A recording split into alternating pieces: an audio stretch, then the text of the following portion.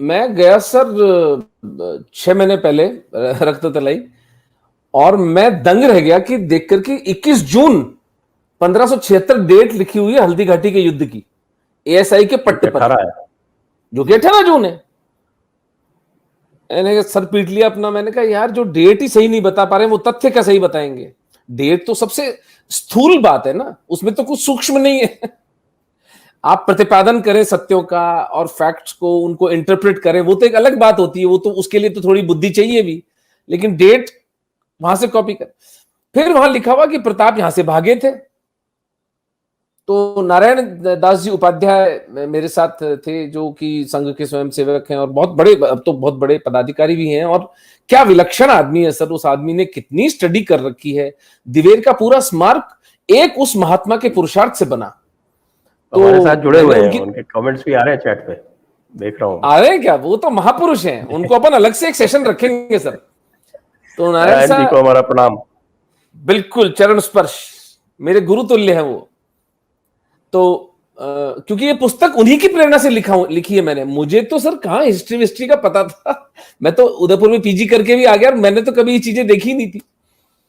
तो मैंने नारायण सर को देखा, नारायण सर ने मुझे देखा, हमने कंधे उचकाए ये क्या चल रहा है। तो उसके बाद नारायण सर इस विषय के पीछे पड़ गए, और जो एमपी है हमारी माननीय दिया कुमारी जी, उन तक रिप्रेजेंटेशन गया। और फिर हमने ये वहां से अर्जुन मेघवाल जी जो मिनिस्टर हैं कल्चर के, उन्होंने इसका ऑर्डर पास किया। और उस ऑर्डर के प्रतिफल में ये जो पट्ट है, सूचना पट्ट, इसका निस्तारण करने के लिए इसको हटा के अब नया लगाया जाएगा। उसमें भी एक कमीशन बैठेगी कि उसमें क्या सत्य लिखा जाए।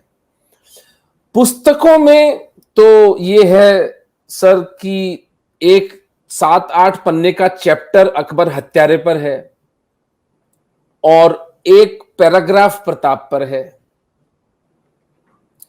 हमारी लोकश्रुति में भी जो चलाई जाती है बात, वो प्रताप की वीरता की नहीं। अरे घासरी रोटी ही जद बन बिलावड़ो ले भाग्यो, नानो सो अमरो कूक पड़ो राणा रो सोयो दुख जाग्यो। हूं लड़ो घणो हूं सयो घणो मेवाड़ी मान बचावण में, हूं पाछ नहीं राखी रण में, बैरारो खून बहावण में। ये जो डिफीटिस्ट पोएट्री है, ठीक है, कवि की स्वतंत्रता होती है अभिव्यक्ति की, कि वो टेंजेंट्स पे जा सकता है, लिख सकता है। लेकिन इसको मेन स्ट्रीम करना कि प्रताप भगोड़े थे, प्रताप गरीब थे, अरे भाई और कुछ नहीं तो यार थोड़ी बुद्धि काम में ले लो। प्रताप को शिकार का बहुत शौक था। प्रताप और उनके बच्चे घास की रोटी, मांस रोटी खाते थे। वो मांस तो खा ही सकते थे कुक करके। एक क्षत्रिय के लिए meat is always available in Aravalli, खरगोश का, हिरन का, जो भी हो। घास की रोटी क्यों खाएंगे अमर सिंह जी? और अमर सिंह जी की हाइट पता है 7 फुट से लंबे थे वो। घास की रोटियां खा के अमर सिंह नहीं बनता कोई। तो वो एक नैरेटिव चलता है कि प्रताप भागे थे, डिफीटेड थे, जिंदगी भर वो दुखी प्रताड़ित रहे, जबकि ऐसा कुछ था ही नहीं। प्रताप को उनके दादा महाराणा संग्राम सिंह जी, महाराणा सांगा के आशीर्वाद के फलस्वरूप एक बहुत समृद्ध राज्य मिला था, जो कि दुर्भाग्य से बीच में एक सिविल वॉर टाइप हो गया, क्योंकि सांगा की हत्या की थी उनके सामंतों ने। वो बाबर से पुनः लड़ना चाहते थे खानवा के युद्ध के हार के बाद। तो सामंतों ने कहा यार ये फिर लड़वाएगा अपने को जाकर के, चलो इसको जहर दे दो। सांगा की हत्या के बाद रतन सिंह, बनबीर और ये पूरा का पूरा प्रकरण चलता है, और उदय सिंह जी बनते हैं मेवाड़ के महाराणा।